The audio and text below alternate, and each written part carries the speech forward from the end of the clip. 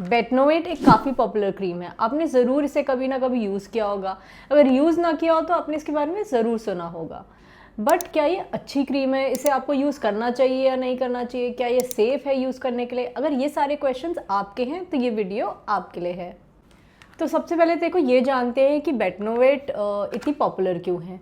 Betnovate एक steroid है, एक एंटी इन्फ्लेमेटरी क्रीम है। अब क्योंकि ये एंटी इन्फ्लेमेटरी क्रीम है, ये बहुत सारी स्किन कंडीशंस को इम्प्रूव करती है, जैसे कोई स्किन एलर्जी हो गई, एक्जिमा हो गया, या फिर कोई स्किन रैश हो गया। अब क्योंकि इतनी सारी डिजीज़ को, कंडीशंस को इम्प्रूव करती है, तो ये काफ़ी ज़्यादा जगह यूज़ की जाती है। एंड अब ये पुरानी भी क्रीम है, तो हमारे पेरेंट्स, ग्रैंड पेरेंट्स को भी इसके बारे में पता है, इसलिए नियरली ये घर घर में पाई जाती है, जो कि होना नहीं चाहिए क्योंकि ये एक प्रिस्क्रिप्शन बेस्ड क्रीम है। अगर आप इसके पैक पे भी देखोगे, इस पे लिखा हुआ है ये शेड्यूल एज प्रिस्क्रिप्शन ड्रग है एंड इसे प्रिस्क्रिप्शन के बाद ही सेल करना चाहिए और यूज़ करना चाहिए। दूसरी चीज़, अगर आप कभी भी केमिस्ट के पास जाते हो तो पहली क्रीम जो आपको वो स्किन इन्फेक्शन या स्किन डिजीज़ या किसी भी रैश के लिए देते हैं वो होती है बेटनोवेट, जो कि ऐसा होना नहीं चाहिए। आपको बेटनोवेट लगानी चाहिए सिर्फ एक डॉक्टर के प्रिस्क्रिप्शन के बाद ही। तीसरी इंपॉर्टेंट चीज़, ये बहुत ही आसानी से मिल जाती है, ये हर फार्मेसी पे, हर केमिस्ट पे होती है और ये काफ़ी ज़्यादा अफोर्डेबल भी है। अगर आप इसका प्राइस देखोगे, ये 100 रुपीज़ से कम में मिलती है।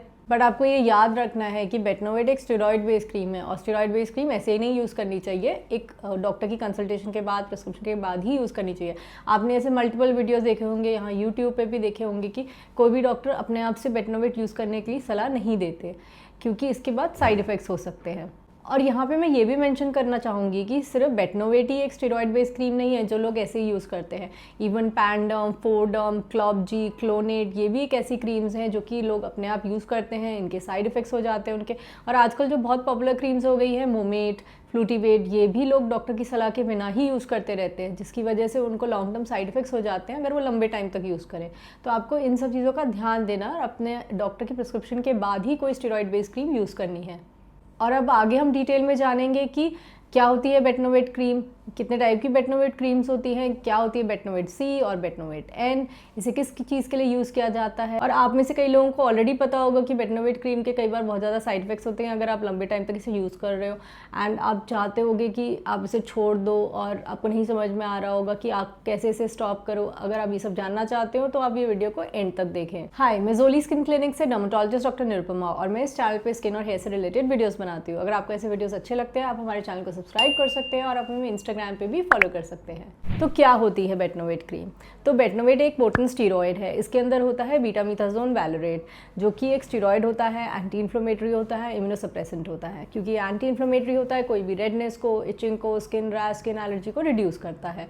अब बेटनोवेट क्रीम्स जो होती हैं वो यूजली दो पॉपुलर इसके वेरिएंट्स है, एक होता है बेटनोवेट एन, एक होता है बेटनोवेट सी। बेटनोवेट एन में होता है बीटामीथाजोन वैलोरेट और नियोमाइसिन, जो कि एक एंटीबैक्टीरियल एजेंट है, और बेटनोवेट सी में होता है बीटामीथाजोन के साथ साथ क्लोरोक्विनोल, जो कि एक एंटी फंगल एजेंट है। अब हम डिस्कस करते हैं कि बेटनोवेट क्रीम कहाँ यूज़ की जाती है और किस चीज़ में हेल्प करती है। जैसे कि मैंने डिस्कस किया, बेटनोवेट एक स्टीरॉयड है, एंटी इन्फ्लेमेटरी है, तो रेडनेस, स्किन एलर्जीज, इचिंग वगैरह में ये हेल्प करेगी। बट आप खुद बताओ, आप कैसे पता कर पाओगे कि जो आपको रेडनेस हो रही है, इचिंग हो रही है, वो आपको एलर्जी की वजह से हो रही है या इन्फेक्शन की वजह से हो रही है?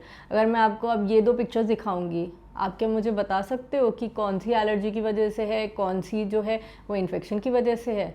इसलिए मैं कह रही हूँ कि आपको बेटनोवेट जो क्रीम होती है वो एक डॉक्टर की सलाह के बाद, जब आपका प्रॉपर डायग्नोसिस हो जाए कि किस वजह से आपको रेडनेस है, स्किन में इचिंग है, एलर्जी है, या फिर जो दाने हैं वो किस वजह से हो रहे हैं, तभी आपको जो बेटनोवेट क्रीम है वो यूज़ करनी चाहिए जब आपका डायग्नोसिस हो जाए। क्योंकि देखो, आप जो ये क्रीम है ये लगा तो लोगे क्योंकि आपको मिल जाएगी आसानी से, आपके केमिस्ट के पास या आपके घर में पड़ी भी होगी।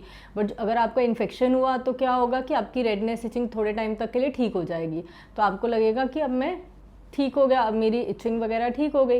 बट ऐसा नहीं है, वो इन्फेक्शन बार बार वापस आती रहेगी। और ऐसा भी हो जाएगा कि कई बार इतनी मुश्किल हो जाती है उसे ट्रीट करने के लिए कि वो जाने के लिए हमें ओरल मेडिसिन भी कई बार देनी पड़ती हैं, और कई बार बहुत ज़्यादा साइड इफ़ेक्ट्स भी हो जाते हैं, स्किन वहाँ पे बहुत ज़्यादा पतली हो जाती है, सेंसिटिव हो जाती है। तो इसलिए आपको ये डॉक्टर की सलाह के बाद ही यूज़ करनी है। अब हम आते हैं इस वीडियो के सबसे इंपॉर्टेंट पार्ट पे, बेटनोवेट क्रीम के साइड इफ़ेक्ट्स। वेल अगर आप बेटनोवेट क्रीम को बहुत टाइम तक यूज़ करते रहो तो इसके साइड इफ़ेक्ट्स होने लग जाते हैं, बट जो साइड इफ़ेक्ट्स होते हैं वो यूजुअली कुछ हफ्ते या कुछ महीनों के बाद आपको ज़्यादा दिखाई देते हैं, और जब आप कंटिन्यूसली यूज़ करते हो तो ज़्यादातर दिखाई देते हैं। जो मैंने अपनी प्रैक्टिस में देखे हैं बेटनोवेट के साइड इफ़ेक्ट्स, वो यूजुअली देखे हैं जब इसे यूज़ किया जाता है पिंपल्स को ट्रीट करने के लिए, मुहासों को ट्रीट करने के लिए, जो एक्ने आ जाते हैं उसको ट्रीट करने के लिए। तो जब आप इनिशियली बेटनोवेट यूज़ करते हो अपने पिंपल्स को ट्रीट करने के लिए, तो क्या होता है आपके पिंपल की रेडनेस कम हो जाती है, पिंपल्स हल्के से दब जाते हैं, तो आपको लगता है ये बहुत ही अच्छी क्रीम है, ये मैजिकल क्रीम है जो आपके पिंपल्स को ठीक कर देगी।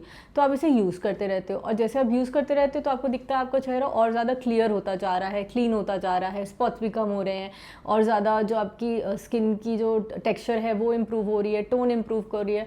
और कई लोग ये भी बोलते हैं कि हमें लगता है कि हमारा चेहरा गोरा हो रहा है, इसकी वजह से वो उसे बार बार यूज़ करते रहते हैं, रोज़ यूज़ करते रहते हैं, एंड फिर कई बार वो भूल जाते हैं इसे यूज़ करना या छोड़ देते हैं उसे यूज़ करना। तो क्या होता है उनकी स्किन में डलनेस होती है और ज़्यादा बढ़ जाती है, जिसकी वजह से उनको लगता है कि शायद इनको ये रोज़ यूज़ करनी चाहिए, तो ये फिर कंटिन्यू करने लग जाते हैं। और इसी सब साइकिल के बीच में जो बेटनोवेट क्रीम है वो बहुत ही टाइम तक के लिए यूज़ की जाती है, रेगुलरली लगातार यूज़ की जाती है, और इसके साइड इफ़ेक्ट काफ़ी ज़्यादा बढ़ जाते हैं। तो क्या होते हैं इसके साइड इफ़ेक्ट्स? सबसे पहले तो आपकी स्किन बहुत ज़्यादा सेंसिटिव हो जाती है, जब भी आप बाहर जाते हो, स्पेशली धूप में बाहर जाते हो, तो आपका चेहरा बहुत ज़्यादा रेड हो जाता है, हीट लगने लग जाती है चेहरे पे, आपकी स्किन बहुत ज़्यादा पतली हो जाती है, उसमें झुर्रियाँ आने लग जाती है, रिंकल्स दिखाई देने लग जाते हैं, फाइन लाइन्स दिखाई देने लग जाते हैं, और साथ ही साथ आपके जो फेस है उस पर बहुत ज़्यादा बाल बढ़ जाते हैं। और अगर आप कंटिन्यूसली इसे यूज़ करते रहते हो तो आपकी स्किन पतली हो जाती है, जिसकी वजह से आपकी वेन्स दिखाई देने लग जाती है, और जो पिगमेंटेशन भी होती है वो भी बढ़ जाती है। कई बार ये भी देखा गया है जैसे आप बेटनोवेट बहुत टाइम तक लगा रहे हो, उसके बाद छोड़ देते हो, तो आपका फेस और ज़्यादा डार्क हो जाता है। कई लोग बोलते हैं मेरा फेस एकदम काला हो गया बेटनोवेट छोड़ने के बाद। तो ये सारी चीज़ें साइड इफ़ेक्ट्स हो सकते हैं अगर आप बेटनोवेट बहुत लंबे टाइम तक यूज़ करो। दूसरी कॉमन चीज़ इसके लिए मैंने देखा है लोगों को बेटनोवेट यूज़ करते हुए, वो है फेयरनेस या पिगमेंटेशन कम करने के लिए। तो जैसे मैंने बताया इनिशियली जब आप यूज़ करते हो आपका चेहरा क्लियर तो होता है, आपको लगता है कि आपकी स्किन लाइट भी हुई है, चेहरा और ज़्यादा बेटर हुआ है, गोरा हुआ है, टोन जो है वो बेटर हुआ है। बट जैसे जैसे आप यूज़ करते रहते हो तो आपका चेहरा जो है और ज़्यादा डार्क होने लगता है, पिगमेंटेड होने लग जाता है, और जब आप छोड़ते हो इसे तो काफ़ी ज़्यादा डार्क हो जाता है।